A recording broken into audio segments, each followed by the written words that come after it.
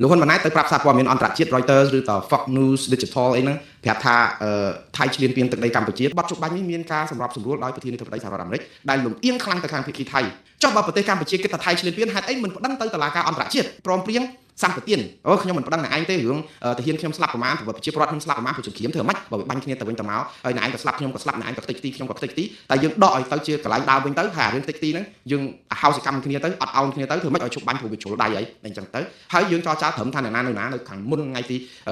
ចុងខែឧសភាហ្នឹងវិញមកឲ្យទៅសភាដើមសំយើងចុះហត្ថលេខាហ្នឹងវាមានរឿងច្រើនសម្បទានមកកណោយើងមិនប្តឹងថៃរឿងបាញ់គ្រាប់បាយចង្កោមយើងមិនប្តឹងថៃរឿងប្រើ F16 យើងមិនប្តឹងថៃរឿងប្រើផ្សែងពុលយើងមិនប្តឹងថៃរឿងសម្លាប់ទាហានខ្មែរមកកណោថៃក៏មិនប្តឹងយើងពីរឿងសម្លាប់ឬក៏ភូមិប្រជាប្រដ្ឋអាហ្នឹងគឺជាគួរតែជាសម្បទានប៉ុន្តែដល់ទៅពេលរឿងទឹកដីដែលថៃចូលមកវាគួរតែជារឿងមួយដាក់លក្ខខណ្ឌថាអត់ទេអាហ្នឹងទៅថយសិនសំយើងសញ្ញេយើងអត់បាននិយាយអញ្ចឹងប៉ុណ្ណឹងគឺយើងព្រមសញ្ញេថាអ្នកណានៅណាហ្នឹងហើយសហគមន៍អន្តរជាតិនៅពេលដែលឃើញម្ចាស់ផ្ទះនេះជាប្រទេសខ្លួននេះសញ្ញេឲ្យចោលព្រមគ្រប់គ្រងរបស់ដែលចោលលួចបានហើយតើគេទៅអះអាងអីទៅអាកាត់អីទៅកោតទោសថៃអីកាត់បើម្ចាស់ខ្លួនឯងព្រមហើយហ្នឹងតើអ្នកណាដែលមានសិទ្ធិសម្រេចជាម្ចាស់ផ្ទះនេះម្ចាស់ទ្រព្យនេះចាស់ទ្រព្យថាអត់អីខ្ញុំឲ្យគេហើយតើឲ្យអ្នកណាគ្រប់គ្រងហ្នឹងអញ្ចឹងសហគមន៍អន្តរជាតិក៏គេអត់ហ៊ានលូកដៃដូចខ្ញុំនិយាយអញ្ចឹងរឿងពីរដែលសហគមន៍អន្តរជាតិអត់លូកដៃរឿងខ្មែរទី1គឺរឿងយើងព្រមឲ្យថៃគ្រប់គ្រងនៅកន្លែងណានៅកន្លែងហ្នឹងហើយទី2បទជប់បាញ់នេះមានការសម្របសម្រួលដោយប្រធានាធិបតីសហរដ្ឋអាមេរិកដែលលំអៀងខ្លាំងទៅខាងភាគីថៃខ្ញុំនិយាយអញ្ចឹងចុះព្រោះលោកត្រាំលំអៀងខ្លាំងណាស់ទៅភាគីថៃអត់កោតទោសថៃពីរឿងអីទាំងអស់អាវុធ F16 ដែលជាយន្តហោះបណ្ដេញរបស់អាមេរិកដែលប្រព្រឹត្តខុសច្បាប់ក៏លោកត្រាំមិនជិះក្បាលគឺធ្វើយ៉ាងម៉េចឲ្យតែពីរនាក់ហ្នឹងឆ្លោះគ្នាទៅដើម្បីឲ្យបានថាគាត់បានសម្របសម្រួលគាត់រាប់ពិន្ទុនៅលើក្តារខៀនគាត់1 2 3 4 5 6 7 8កម្ពុជាថៃរាប់9ហើយប៉ុន្តែអត់ទេដាក់តែ 25% សិនបានអាទី9នេះព្រោះអី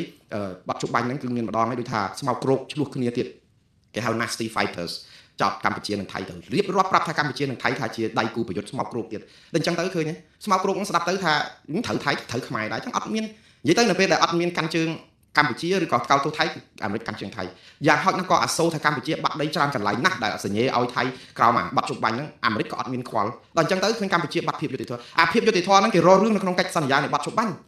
ដើម្បីប្រាប់ថាអ្នកឯងមិនអាចយើងមិនសញ្ញេការទេបាត់ជប់បាញ់ហ្នឹងបើសិនជាថៃអត់មានលក្ខខណ្ឌដកទាត់ចេញឬក៏អីនៅក្នុងដំណាក់កាលណាយើងអត់មាននិយាយចឹងគឺណាឥឡូវថៃយកអាហ្នឹងជាគោលការណ៍ថាគេធ្វើអីក៏បានដែរអាកន្លែងហ្នឹងព្រោះយើងព្រមគេឥឡូវយើងនៅពេលដែលមានបាត់ជប់បាញ់ហ្នឹងយើងចាប់ផ្ដើមឡំប៉ាទៅវិញខ្ញុំនិយាយពាក្យហ្នឹងចោះខ្ញុំសុំទោសអាចថ្នាក់ចិត្តដល់បងប្អូនប្រជាពលរដ្ឋខ្មែរយើងដែលគ្រប់គ្រងរដ្ឋាភិបាលកម្ពុជាឬក៏រដ្ឋាភិបាលកម្ពុជាខ្លួនឯងហ្នឹងក៏ដែរយើងទៅឡំប៉ានឹងអ្វីដែលយើងព្រមព្រៀងជាមួយគេយើងចុះកិច្ចសន្យាហើយយើងទៅឡំប៉ាហ្នឹងគឺឡំប៉ាទៅលើតំបន់ដែលថៃគ្រប់គ្រងបានហើយចាប់ផ្ដើមធ្វើសកម្មភាពមួយចំនួននៅក្នុងការដែលដូចថាឈឺចិត្តខ្មែរហេតុអីបានឯងធ្វើឈឺចិត្តខ្ញុំសកម្មភាពហ្នឹងខុសច្បាប់ទេឯងហេតុអីបានជាហ៊ានជីកលេនដ្ឋានហេតុអីបានឯងហ៊ានយករូបបដិមាហេតុអីបានឯងយករូបពុទ្ធអីយកមកដាក់ហេតុអីបានជាឯងចាក់បេតុងឡើងទៅលើភ្នំដូចជាប្រាសាទតាកបីហេតុអីបានឯងចាត់ចែងរកកសាងជួសជុលប្រាសាទតាកបីឡើងវិញដែលជាដីរបស់ខ្មែរដែលជាបេតិកភណ្ឌរបស់ខ្មែរដែលរឿងនេះគឺជារឿងរកម្មចិត្តប៉ុន្តែនៅក្នុងពេលជាមួយគ្នាខ្មែរបានចុះហត្ថលេខាប្រាប់ថាឯងនៅណាហ្នឹងអញ្ចឹងថៃគេអាចធ្វើអីហើយយកទៅចោទអាការធ្វើនៅក្នុងដែនដីដែលខ្មែរព្រមឲ្យគេគ្រប់គ្រងហ្នឹងថាជាអំពើខុសច្បាប់អ្នកណាគេជឿយើងបងប្អូនសហគមន៍អន្តរជាតិណាគេជឿយើងជាគេលោកហ៊ុនម៉ាណែតដើម្បីឲ្យមានហេតុផលនៅក្នុងការនិយាយជាមួយកាសែត Reuters និង Fox News បន្ថែមឃ្លាមួយថាថៃឈ្លានពានកម្ពុជាក្រោយបាត់ជប់បាញ់នេះអាការឈ្លានពានកម្ពុជាក្រោយបាត់ជប់បាញ់នេះបានន័យថាកាលបាត់ជប់បាញ់កម្ពុជាថាថៃឈ្លានពានកម្ពុជាបានពិតមែនឲ្យ14ទីតាំងតែលោកអ៊ុំសំអានថារកឃើញជាង40ទីតាំងអាហ្នឹងបើសិនជាយើងនិយាយសកម្មភាពដែលថៃធ្វើអីនៅក្នុងអាបាត់ជប់បាញ់ដែលយើងសញ្ញេព្រមគេហ្នឹងយើងអាចទៅរករឿងគេថាធ្វើដាក់កុងតឺន័របន្លាលុះឲ្យបានឲ្យតែនៅក្នុងទីតាំងដែលថៃគ្រប់គ្រងបានពេលដែលយើងចុះហត្ថលេខាព្រមព្រៀងគ្នាប៉ុន្តែលោកហ៊ុនម៉ាណែតចង់ឲ្យឃើញថាមិនមែនទេអាទីតាំងពីមុនហ្នឹងយើងព្រមព្រៀងគ្នាអញ្ចឹងមែនទេប៉ុន្តែថៃចូលមកហួសពីទីតាំងហ្នឹងទៀតប៉ុន្តែអត់ប្រាប់ថាទីតាំងប្រមាណទេគាត់ប្រាប់ថាមានដាក់កុងតឺន័រមានដាក់បន្លាលុះដូច្នេះអ្វីដែលលោកហ៊ុនម៉ាណែតលើកឡើងហ្នឹងភាគច្រើនគឺនៅភូមិព្រៃច័ន្ទភូមិជោគជ័យអាចនៅតំបន់អានសេសដែលគេដាក់នឹងថ្មដាហ្នឹងអញ្ចឹងអាហ្នឹងឯងដែលឃើញមានកុងតឺន័រមានអីប៉ុន្តែលោកអត់បានរៀបរាប់ថាតើថៃប្រព្រឹត្តផ្ទុយនឹងបាត់ជប់បាញ់នេះលើកទី2ហ្នឹងប្រមាណកន្លែងឲ្យប្រកាសទេគាត់ថាកម្ពុជាដឹងថា14កន្លែងយូរហើយប៉ុន្តែលោកអ៊ុំសំអានរកឃើញដល់ទៅ40កន្លែងជាង45តែថៃគ្រប់គ្រងមិនមែនតែតំបន់ដាក់បន្លាលុះទេតំបន់ភ្នំតំបន់អីមកកណ្ដោទៀតថៃយកអស់ហើយអញ្ចឹងតែកម្ពុជាអត់ដែលបកស្រាយថាថៃឈ្លានពានក្រោយបាត់ជប់បាញ់ប្រមាណហើយទៅប្រាប់សារព័ត៌មានអន្តរជាតិលោកប្រាក់សុខុនកាលពីម្សិលមិញនេះគឺក៏បានទៅថ្លែងការណ៍នៅក្នុងក្រុមប្រឹក្សាសិទ្ធិមនុស្សអង្គការសហជីវជាតិនិយាយអ្វីដែលលោកហ៊ុនម៉ាណែតនិយាយតាមប្រព័ន្ធផ្សព្វផ្សាយហ្នឹងគឺថាថៃឈ្លានពានកម្ពុជាក្រោយបាត់ជប់បាញ់ខ្ញុំថាវេទិកាអង្គការសហជីវជាតិនេះក្រុមប្រឹក្សាសិទ្ធិមនុស្សអង្គការសហជីវជាតិនេះគឺជាយន្តការត្រឹមត្រូវមិនមែនប្រព័ន្ធផ្សព្វផ្សាយឯលោកប្រាក់សុខុនធ្វើនេះគឺប្រសើរជាងអ្វីដែលលោកហ៊ុនម៉ាណែតធ្វើព្រោះលោកហ៊ុនម៉ាណែតធ្វើជាសារនយោបាយលោកប្រាក់សុខុនធ្វើជាសារនៅក្នុងយន្តការត្រឹមត្រូវព្រោះយើងរាយការណ៍នៅក្នុងក្រុមប្រឹក្សាសន្តិសុខឬក៏សិទ្ធិមនុស្សអង្គការសហជីវជាតិនេះគឺគេស្ដាប់ ក៏ប៉ុន្តែអាទាំងអស់នេះគឺជាបន្លាជួបបន្លាវិញទៀតហើយព្រោះថៃគឺគេយកឱកាសហ្នឹងបែកប្រហារកម្ពុជាមកវិញដោយថ្ងៃនេះគឺសារព័ត៌មានថៃក៏ចុះផ្សាយដែរថាលោកប្រាក់សុខុនបានចោទប្រកាន់ថៃថាឈ្លានពានដែនអធិបតេយ្យកម្ពុជាក្រោយបទជប់បាញ់អញ្ចឹងលោកប្រាក់សុខុនត្រូវបានលោកស៊ីហស័កភួងកែកែវតបមកវិញថាកម្ពុជាកំពុងតែលាបពណ៌ថៃទៅទៀតគឺគេចាប់ផ្ដើមយកវេទិកាអន្តរជាតិហ្នឹងយកមកវាយប្រហារកម្ពុជាវិញថាកម្ពុជាចាប់ផ្ដើមបង្កហេតុសារជាថ្មីទៀតហើយដោយព្រមព្រៀងគ្នាឲ្យអស់ចុងក្រោយមករាយការណ៍ប្រាប់អង្គការសហប្រជាជាតិឬក៏បណ្ដាញសារព័ត៌មានអន្តរជាតិថាថៃឈ្លានពានដែលថៃចាត់ទុកថាជាការចោទប្រកាន់ហើយនេះគឺជាអំពើធ្វើឲ្យមានភាពបន្ទុះសារាយគ្នាទៀតដោយសារតែគេថាកម្ពុជារំលោភបទជប់បាញ់ដោយការផ្សព្វផ្សាយព័ត៌មានមិនពិតអីណាទៀតឃើញថៃគេចាប់ផ្ដើមយកបន្លារបស់គេមកជួបបន្លាយើងហ្នឹងអាហ្នឹងហើយដែលយើងហៅថាជាបរិមាណូរបស់កម្ពុជាដែលយកទៅទម្លាក់កណ្ដាលក្រុងបាងកកអស់ឥឡូវបរិមាណូហ្នឹងវារញ្ជួយហើយរលកហ្នឹងគឺវារញ្ជួយសួរថាបានផលអីទេថៃគេចាប់ផ្ដើមការពារខ្លួនប៉ុន្តែចាំថៃមានដងដាវយើងមានចុងដាវខ្ញុំនិយាយនេះគឺចង់ប្រាប់ទៅខាងកម្ពុជាថាដងដាវរបស់ថៃគឺគេមានបទជប់បាញ់មួយដែលយើងព្រមព្រៀងគេយើងហុចដងដាវទៅឲ្យថៃចាក់យើងហើយយើងគិតថាយើងឈ្នះយើងមានព្រៀបលើថៃមានព្រៀបលើថៃនៅកន្លែងណាបើយើងមានបទជប់បាញ់ទៅហើយយើងព្រមឲ្យថៃនៅកន្លែងណាឥឡូវថៃគេថារាល់កុងតឺន័របន្លានោះឬដីដែលថៃគ្រប់គ្រងនេះគឺជាដីរបស់ថៃហើយគេចាប់ផ្ដើមរំលឹកប្រវត្តិសាស្ត្រតាំងពីសម័យ40ឆ្នាំមុនដែលថៃអនុញ្ញាតឲ្យប្រជាពលរដ្ឋខ្មែរចូលទៅតំបន់ភូមិជោគជ័យប្រៃច័ន្ទដែលជាតំបន់ភូមិនងច័ន្ទហ្នឹងតំបន់ជំរំភូមិនងច័ន្ទថៃគេថាអានឹងដីគេទេគេឲ្យយើងនៅដោយមនុស្សធម៌តែដល់ពេលយូរទៅយើងមិនព្រមចេញយើងបែរជាកសាងទៅជាភូមិឋានអីចឹងទៅថៃចេះតែអនុគ្រោះដោយសារមនុស្សធម៌ឥឡូវដល់ពេលថៃគេយកវិញគេថាគេយកដីគេវិញឃើញគេរួចខ្លួនទៀតទេ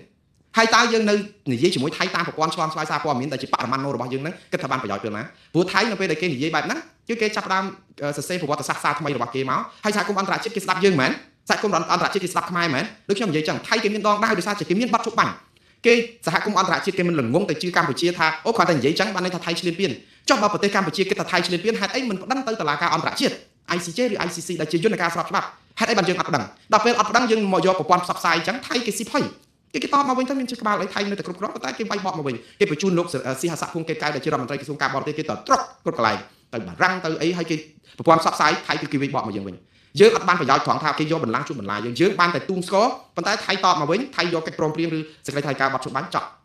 អ្នកណាដែលខាតប្រយោជន៍គឺកម្ពុជាដដែលយើងឈ្នះតែការស្អំចិត្តលួងចិត្តនយោបាយប្រជាពិធឲ្យប្រជាពលរដ្ឋកម្ពុជាគិតថាយើងនិយាយប្រព័ន្ធផ្សព្វផ្សាយនេះយើងបានជោគជ័យខ្ញុំមិនដែលហាមឃាត់រដ្ឋាភិបាលក្នុងការប្រើប្រព័ន្ធផ្សព្វផ្សាយឯករាជ្យទេខ្ញុំតែងតែលើកទឹកចិត្តថាកម្ពុជាបើស្រឡាញ់ប្រព័ន្ធផ្សព្វផ្សាយឯករាជ្យដូច Reuters ដូចស្អីដែលលោកហ៊ុនម៉ាណែតមកនិយាយហេតុអីបានជាយើងរំលាយប្រព័ន្ធផ្សព្វផ្សាយឯករាជ្យនៅស្រុកខ្មែរថោកតិចទីអស់ដល់ទៅពេលយើងត្រូវការបានតែយើងមកពឹងទៅលើសារព័ត៌មានឯករាជ្យនៅអន្តរជាតិចាស់យើងខ្លួនយើងអត់មានយើងអត់បង្កើតខ្លួនឯងទេចាស់ទឹកខ្ចីរបស់គេប្រើហ្នឹងហើយយូរម្ដងពឹងគេប្រើស្មានតែគេឲ្យដាវមកយើងប្រើមែនអត់ទេគឺគេនៅតែផ្ទៀងផ្ទាត់យើងនិយាយអីគ្រប់ម៉ាត់លោកហ៊ុនម៉ាណែតនិយាយអីក៏គេផ្ទៀងផ្ទាត់ដែរយើងថាអូនៅកម្ពុជាមានសេរីភាពសារព័ត៌មានគេថាសេរីភាពសារព័ត៌មានជាប់បាត់តារាងនៅកម្ពុជារាល់ឆ្នាំយើងថាអូយើងមានសិទ្ធិមនុស្សប្រជាធិបតេយ្យមានអីគេថាមានសកម្មជននយោបាយអ្នកទោសមនសិការចាក់នៅពេញគុកអីចឹងយើងនិយាយពីអូដំណោះស្រាយដែលមកនេះគឺចូលរួមក្រុមប្រឹក្សាសន្តិសុខសន្តិភាពរបស់លោកត្រាំហ្នឹងនឹងរកដំណោះស្រាយកម្ពុជាបានថៃគេសាក់ខ្សែ Reuters គេថា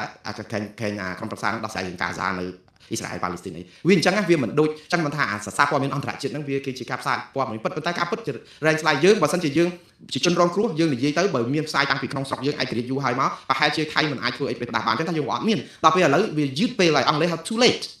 យឺតពេលហើយហួសពេលហើយអូនព្រោះដោយសារអីយើងមកយើងចុះកិច្ចព្រមព្រៀងយើងអីគេបាញ់គេអីគេយកមកគេគ្រប់គ្រងមានការចរចាបាត់ជប់បាញ់អីហើយសិតតែមកយើងមកនិយាយលំប៉ាងថាហ្នឹងគេឈ្លានពានយើងប៉ុន្តែអត់មានបណ្ដឹងអីមួយសោះទៅតុលាការអន្តរជាតិទៅតុលាការយុតិធម៌អន្តរជាតិក៏គ្មានបណ្ដឹងមួយទៅតុលាការព្រហ្មទណ្ឌអន្តរជាតិក៏គ្មានបណ្ដឹងមួយអានេះហើយដែលខ្ញុំគិតថាយើងកំពុងតែស្អំចិត្តប្រជាពលរដ្ឋជាងយើងរកដំណោះស្រាយឲ្យត្រឹមត្រូវហើយឥឡូវនៅពេលដែលស្អំចិត្តចុះស្អំចិត្តឡើងរដ្ឋាភិបាលកម្ពុជាតាមគណៈកម្មាធិការកិច្ចការព្រំដែនរបស់ខ្លួនហ្នឹងគឺបានសរសេរកំណត់ទូតលើកទី3ទៅថៃទៀតសុំឲ្យថៃរៀបចំគណៈកម្មាធិការមន្ត្រីរបស់ខ្លួនចុះមកសហការជាមួយខ្មែរគឺគណៈកម្មាធិការកិច្ចការព្រំដែនចម្រុះខ្មែរថៃ JBC ហ្នឹងមកវាស់ព្រំដែនឡើងវិញឲ្យឆាប់តាមដែលអាចធ្វើទៅបា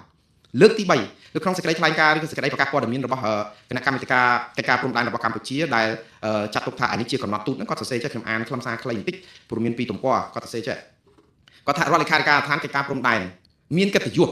និយាយទៅមានកិត្តិយសរហូតព្រោះតែគេអត់ឆ្លើយអីក៏ដោយហ្នឹងមានកិត្តិយសសូមជម្រាបជូនបងប្អូនប្រជាពលរដ្ឋឲ្យបានជ្រាបថាគណៈកម្មាធិការក្រុមខណ្ឌសីមាចម្រុះព្រំដែនគោក JBC ខាងកម្ពុជាបញ្ជូនកំណត់ទូតជាថ្មីម្ដងទៀតបងប្អូនបញ្ជូនម្ដងទៀតនេះបានតែលើកទី3ហើយព្រោះការបញ្ជូនហ្នឹងកាលពីម្សិលមិញថ្ងៃទី23ខែកុម្ភៈទៅគណៈកម្មការ JBC របស់ភាគីថៃស្នើឲ្យបញ្ជូនក្រុមវាស់វែងចម្រុះចុះមកវាស់វែងចាក់ស្ដែងតាមការបរិច្ឆេទណាមួយហើយដាក់កំណត់ឲ្យគេទៅពីថ្ងៃទី1ដល់ថ្ងៃទី7ខែមីនាកាលពីមុនហ្នឹងដាក់ថាចុងខែធ្នូដើមខែមករាលើដល់ខែកុម្ភៈហ្នឹងគឺលិខិតគាត់ហ្នឹងគឺផ្ញើរហូតហើយគោលបំណងរបស់គាត់ហ្នឹងគឺឲ្យប្រញាប់ប៉ុន្តែបងប្អូនលិខិតរបស់ក្រសួងឬក៏គណៈកម្មការកិច្ចការព្រំដែននេះមិនមែនជាលើកទី1ទេជាលើកទី3ថៃគេបានប្រាប់រួចទៅហើយ ថាបើរដ្ឋាភិបាលថ្មីគេនេះអត់ទាន់បានបង្កើតឡើងនៅឡើយទេគឺគេអត់មានរៀបចំចាត់ចែងស្អីគេអត់មានសិទ្ធិសម្រេចអីក្នុងកិច្ចការព្រំដែនទេអានេះគឺជាភាសារបស់ថៃតាំងពីលោកអនុទិនច័ន្ទរៈគុលនៅឥឡូវនៅឡើយទេអត់ទាន់ជានាយករដ្ឋមន្ត្រីថ្មីណាទេនៅជានាយករដ្ឋមន្ត្រីចាំផ្ទះដដែលហើយភាសាហ្នឹងថៃបានប្រាប់មកកម្ពុជាថាបើរដ្ឋាភិបាលថ្មីអត់ទាន់